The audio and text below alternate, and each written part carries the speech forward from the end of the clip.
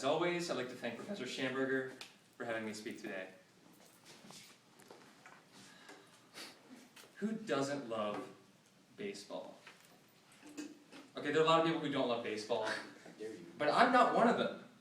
I have loved baseball for as long as I can remember. I played it every summer for about 8 years. Going to major league games like the Brewers or the Braves was one of the thrills of my childhood. But this ball has more uses than just playing catch and batting. This also makes a great weapon. If somebody ticks you off and you know how to throw this fast and accurately, you could seriously mess them up. So today, I'm going to teach you how to throw a playing card. It's a lot like throwing a baseball, but in a lot of ways, better. It's easier to conceal. You've got 52 rounds of ammo as opposed to just one, and you won't give anyone a concussion or kill them. There's a little bit of technique to it, but I assure you, no matter who you are, whether you're good or bad at sports, if you have hands, you can do it. Obviously, the only thing you need is a deck of cards, and it helps if they're brand new, which is what I have here. First off, remove the cards and place them in your non-throwing hand. I'm right-handed, so I'm putting them in my left hand. Easy enough. Now let's draw one. Here's where the technique comes in. Can everyone see that? Yeah? When you look at the card, there's going to be a number in that top left corner. In this case, it's 6. What did you do when you were 6? You played rock, paper, scissors. And what beats paper? Scissors. What you want to do is cut off that top left number. And that's how you hold the card. I know that's like a really weird way of explaining it, but just, I don't know, helps you remember it. So that's how you hold it. Now how do you throw it? It's a lot like throwing anything really, especially a baseball, but there are 2 big differences. When you're throwing a baseball, when you get about here, well, when you're just throwing a baseball in general, the back of your hand is going to be facing you.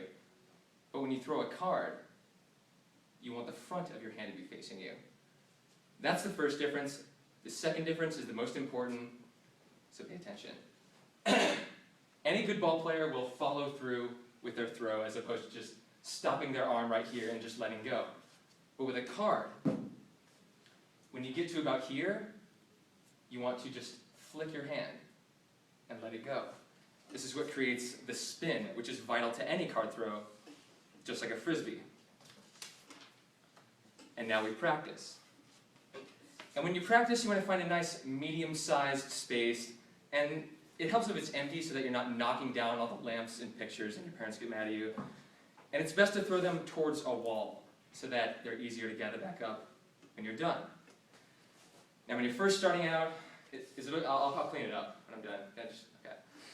When you're first starting out, you just want to take it slow. All you want to practice is the flick, because it's the most important part and also the most forgotten.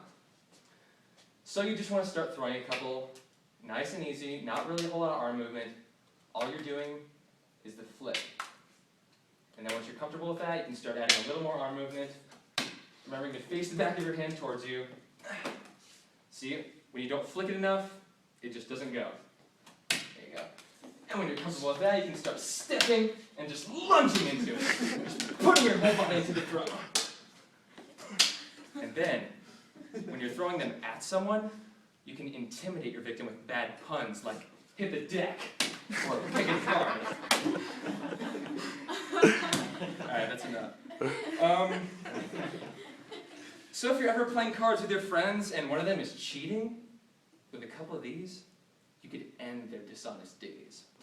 Or if you're playing down at Caesars or the Trop and armed burglars break in and try to hold the place up, you could be the hero. That's a lie, you should actually just call the police.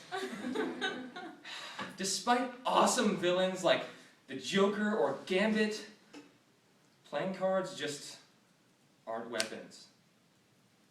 But the ability to throw one like a baseball is a pretty entertaining trick, and that's almost as cool. So keep throwing, and are there any questions? Okay, can someone pick these up? Yep. Why there ever be a reason you would wanna throw cards? Pure entertainment.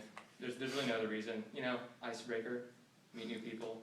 Is Show- that show something them. that the millennials do now today? Gambit's my favorite X-Men. I would do it. Yeah, Gambit is like, he's like a really like, Who's Gambit? he's sort of an X-Men villain. For lack of a better term, he's just like a badass villain, and he's And slinging so cards that's all what the he time. does? Yeah, and the Joker does it sometimes, so. Yeah. Gambit's cards explode.